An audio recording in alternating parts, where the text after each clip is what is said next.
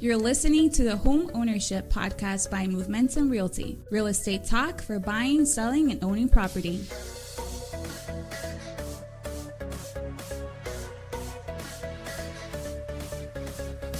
Hey guys, Sean Patrick Maloney here, broker owner of Momentum Realty, located in Hanover, Massachusetts.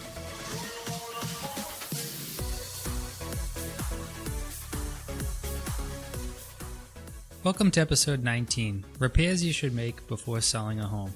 I'm your host, Sean Patrick Maloney. Thanks for joining me this week. This is a really common question we get as a real estate agent. What should I do before selling my home? What repairs should I make? Which ones am I going to spend money on that are going to get me a return on investments? Which ones are going to sell my home? And which ones should I simply avoid? So first, I want to go over that some repairs you have to make and you're not going to get a return on would be because you've let your home go too far. Unfortunately, some people live in a home for a very long time without doing anything. And what it leads to is a severely dated home that's either going to be sold at less than market value or at slightly above what they're expecting, but not as much as they're hoping. So when you're looking at homes like this, these are the homes that were built in the 1950s or before, and there's no change in kitchen, no change in countertops, no change in rugs, all the different things that are in there. Really not much going on for them good.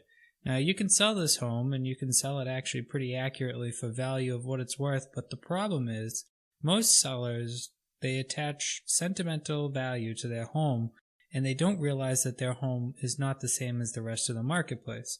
So these are the homes that sit in a very interesting spot because the question is, how much do you do between there and selling, or how much do you sell as opportunity?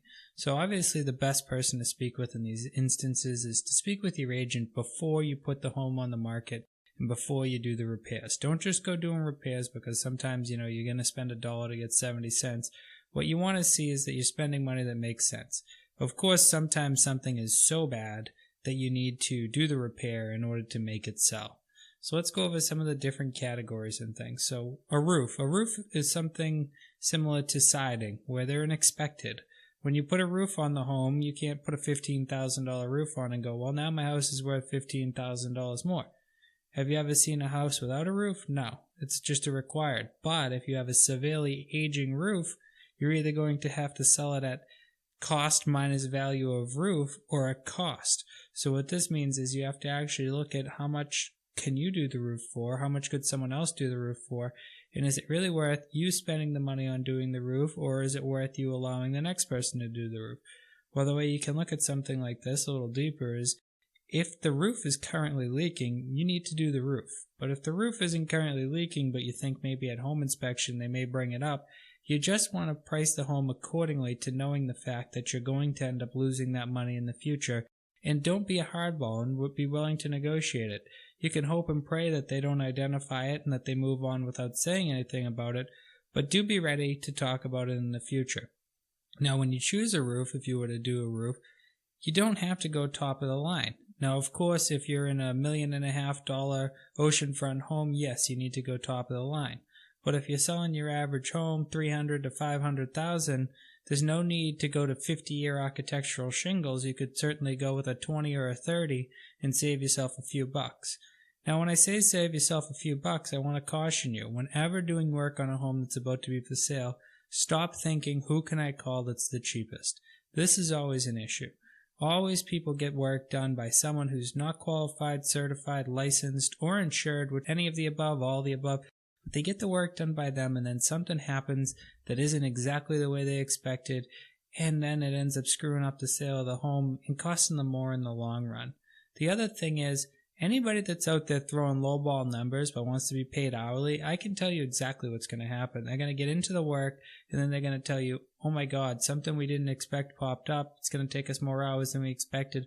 And suddenly the guy who gave you the firm number that seemed high is now the low man on the totem pole expense-wise, and the other person's higher. I watch this happen countless times to flippers and other people trying to repair homes. They're always trying to nickel and dime the whole process of having the home upgraded or fixed, and every time they do it, it ends up coming back to burn them on the backside because the person says, geez, when I took the wall down, I didn't realize this was going to be back there, and because of this, now we need to go up on the number. Whereas with the firm estimate, the person who gave you the firm number that seemed high, you already knew that was going to be back there, or she already knew it was going to be back there. They actually had established that in their values of the pricing, so therefore you have that fixed number which can get you the numbers correctly. So again, roofing, siding, things like that, windows, doors, they're expecteds in homes. So if you have a home, say you have 10-year-old or 15-year-old windows, you know they're about 5 or 10 years out. Some people say, what if I upgrade my windows to a weatherproof window, higher efficiency and everything? Don't do it. You're going to spend more money on the windows than you're going to see on the return. You have a cracked window and you need to replace it. Now here's where you got to be careful. Don't replace it with a brand new window when you have 15, 20-year-old windows. Go down to a consignment shop and replace it with a window that matches. Otherwise, you're going to personally require yourself to replace all the windows, because when you put in that new window, the buyers are going to come in the home, they're going to look at the new window and realize how old the rest of the windows are. So you always want to think this when you're doing repairs. If I repair something so nice that it makes everything around it look bad, I may end up requiring myself to do all of it. This, for instance, comes into play with one of the best upgrades I can tell you right off the bat to increase the value of a home would be sanding down and refinishing old hardwood floors, or pulling up carpet, sanding and refinishing the old hardwood floors. But sometimes I see someone say, yeah, I did these 3 rooms, but that one didn't need it. Well, guess what? As soon as they're done with the other 3 rooms, now that one needs it, because you're comparing that one to this one, whereas before you were comparing this one to that one. When you compared the nice one to the poor ones, they looked bad. Now when you have the brand new ones to the nice one, it looks bad. So a lot of times when you're doing these home repairs and you're running through things, don't go too cheap on it, but also don't go too expensive. I know that's a hard, where do you find the equal medium of the two? But you need to remember that when you're repairing something next to something, it can end up causing you problems. So let's get into some of the easiest ways of making money. I always say to people, if you can pull it, twist it, poke it, oil it, grease it, tighten it, hammer it, nail it, screw it, bend it, paint it, any of those, you should do it. So we can start on the exterior. Weeding, edging, cutting the lawn, trimming the bushes, trimming back the trees that you can reach from the ground. I can't reach it from the ground. Run down to the hardware store and buy yourself a pole saw. You can now reach it from the ground. Be willing to put some physical energy in. Now, while you're doing the work in the yard, don't be building yourself the mulch mountain of junk out behind the shed that, I cut a whole bunch of branches off and I stacked them out back. Be willing to haul them off site so that you don't have a huge amount of brush and trash behind the shed. When the buyers get out there and take a look, it's not going to be what they want. But again, all that. Then also, dump runs. If you have curbside trash, you have no excuse for why you need a massive dumpster at the end. Every single week of your life, you should be going through your stuff as you're getting ready to sell, and you should be filling that trash barrel or however many barrels you're allowed and getting it out curbside. This may involve taking out a saw and cutting things up so they fit in, but it's certainly going to save you a lot of money, and it's certainly going to save you a lot of headaches in the long run of selling. Because you got to remember, sometimes we're looking at the net number as far as how much money we taking in versus how much are we keeping, and then we also have to look at the other end, which is expenses. How much money are we spending in order to create the sale of the home? So things like cutting the lawn, trimming the bushes, edging the beds, weeding the beds, all that's going to add to curb appeal. Get your leaf blower out, clean up the driveway. Driveway needs it, go down, buy some crack filler. Buy some driveway seal. Now, this is an area where it's like, is driveway seal going to increase the home price? No, but will it increase the amount of offers by looking like you care about the home? Yes, so this is why I'm not saying call in your local seal coat guy and have him do it. And then I'm also not saying call in the cheapest guy, because we don't want one that's peeling and cracking the second they put it down. That's why I'm saying if you can run down to your local hardware store and grab some, it may be best. If you can afford it, or again, you're over that $500,000 threshold, you certainly want to have it taken care of by a professional. You always need to think when doing repairs on a home that the home repairs need to match the property. So if you have a house that's a luxury home, the repairs need to be done luxury style. You can't just call in a fly-by-night, this guy does everything, handyman type operation. Can't do that. You need to call the professionals. But if you're in the lower price range, you need to think to yourself, okay, I need to work with people that are affordable. And what is the expectations of a buyer coming into this price category? The expectations is certainly not luxury, so I certainly don't need to call a luxury company in. So now that we've talked about the things in the landscape, let's talk about a few more things in the exterior. Full gutters and covered roofs with leaves and everything are a really bad sign. It's a pretty easy weekend project to get out there, put the ladder up, clean out your gutters, blow off the roof. The other thing you can do while you're up there is clean the windows and screens. Clean windows and clean screens are a really important thing. When a person's looking at a home, one of the first things they do, it's funny to me, but they walk into the bedroom and they go over and they immediately part the blinds and look out the window. Not sure what they're looking for, but they do it. Even though they just saw the exterior of the home 2 seconds before, the first thing they do is go in there and check through the windows.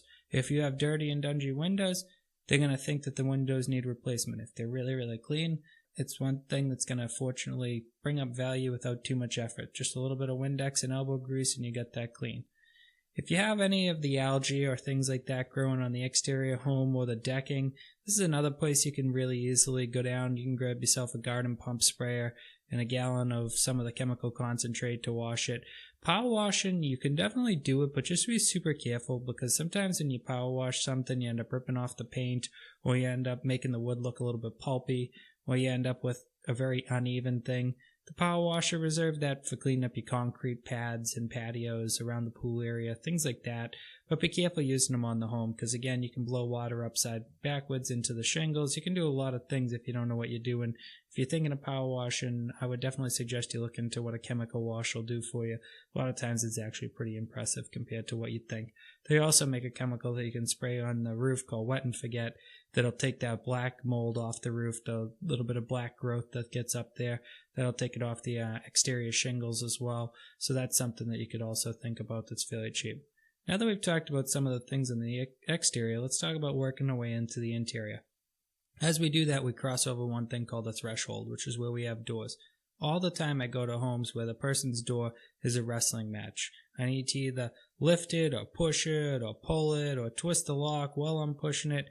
This needs to be fixed. This is no different than when you meet somebody and you're on a first date and you have your first presentation of you and you're wearing a very ugly outfit or something. When you go to open that door, this is the first thing they see. So they're thinking to themselves, wow, if I have to elbow the door open, how much else did they not fix up? So think to yourself, just tighten the hinges, put a little WD-40 on it, buy a new return spring for the screen door out front, maybe buy a new latch. If you have to have a handyman come out and install it, then have that happen. But just think on the first presentation, you don't want that to happen. After you're in the home, we talked a little bit already about resanding floors is a very good investment. Paint is a great investment. You want to paint things neutral. Don't worry about what you like. Worry about what's in the HGTV, what's in the home and garden magazines, what's the popular colors. Don't be afraid to gray everything or whites or light blues or what's popular in that time and era, as well as what's popular with your home style. So if you can't paint and you paint terrible, don't paint at all. But remember that paint costs about $40 or less a gallon, and you can do an entire room with a gallon. So that means these upgrades are going to cost you somewhere around $100, including brushes and everything. Now, mind you, if you hire a professional, you could be talking thousands or multiple thousands, $10,000, $20,000 interior, $10,000, $20,000 exterior. Those are common numbers. The funny part is all you're paying is for labor. So at $50 to $100 an hour, can you not paint? Now think about it. Depending on how much you earn at your work, if you look at it, can you believe that you honestly would pay someone that much money to rub a paintbrush back and forth on your walls? And with the modern day tools like edge cutters, tapes, and all these things, do you really need to be that professional at painting to actually do it? No, we have tools nowadays that make it easier than ever to edge. We have all these things. It's amazing to me the amount of people who say they don't have the budget or they say they want the most money possible, but they're not willing to put the effort in. Don't be that guy. Be willing to put in the effort. Effort always makes money. You've always heard the word sweat equity. Sweat equity is one of the biggest ways to improve your home. So now that we've talked about painting, refinishing floors, things like that, changing over the right light bulbs. If you have these energy efficient light bulbs in that I call depression bulbs, where it's like you get depression because it's so dark inside the house, flip them over to some high powered bulbs. People like bright spaces. That's why when we're doing the home showings and stuff, we open the blinds and all these things. It's to let light in. It's to allow the person to feel the full energy of the room. So if you have those little incandescent bulbs or anything like that that take 10 minutes to warm up, make sure you switch them over to some nice 100 bright whites because they're going to end up increasing the value in a way of keeping people there longer. Now, other things you want to do is heavy cleaning. Windows, floors, doors, everything you can imagine. The other ones you got to remember is, I know you're cooking with your oven and I know you're living out of your refrigerator, but those are items that are going to come with the home. And if your washer and dryer come with the home, you want to think about those too.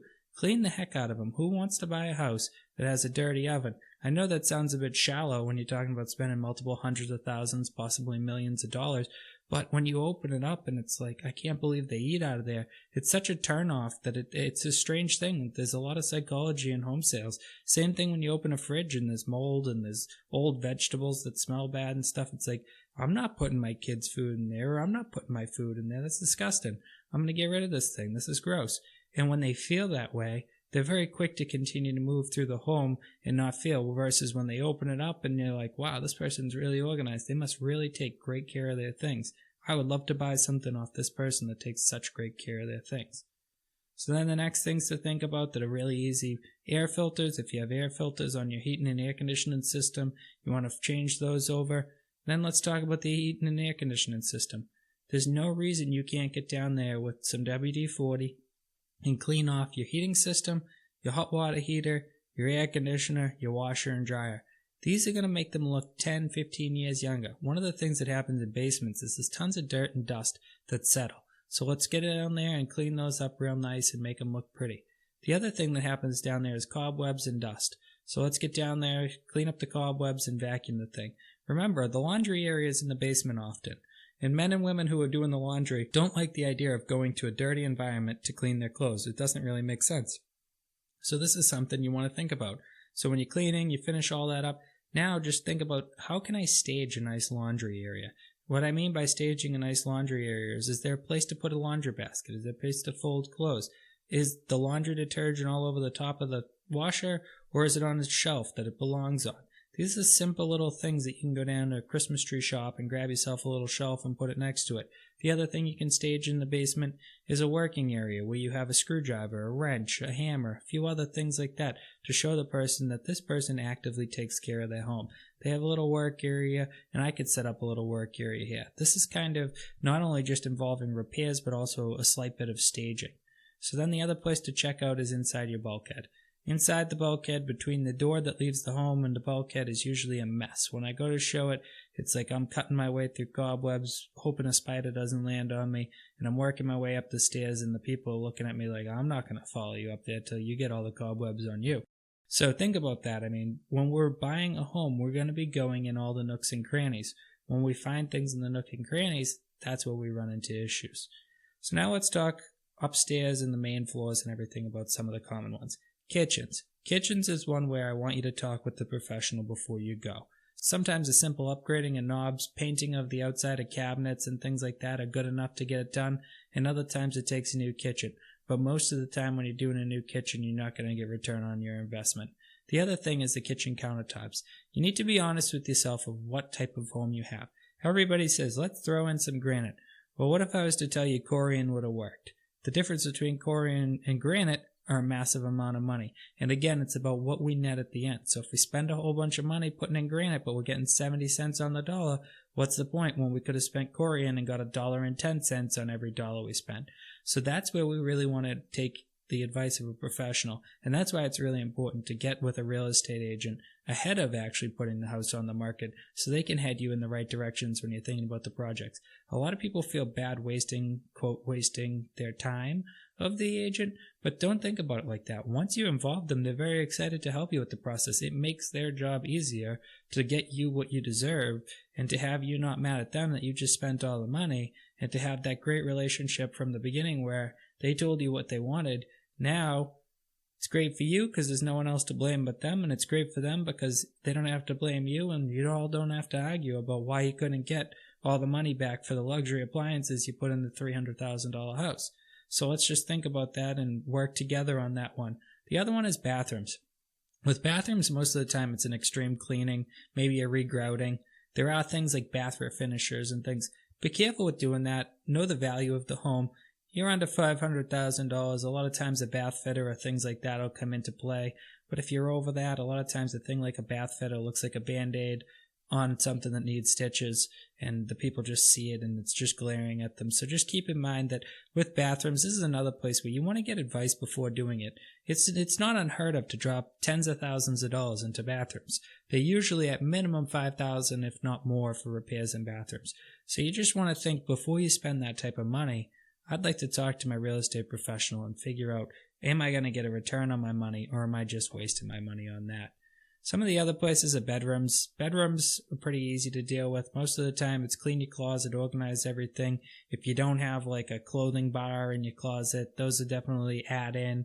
If you can buy some little small cubes and things like that that make the space more efficient, make the closet seem bigger. It's not really a repair, but it's something you can do.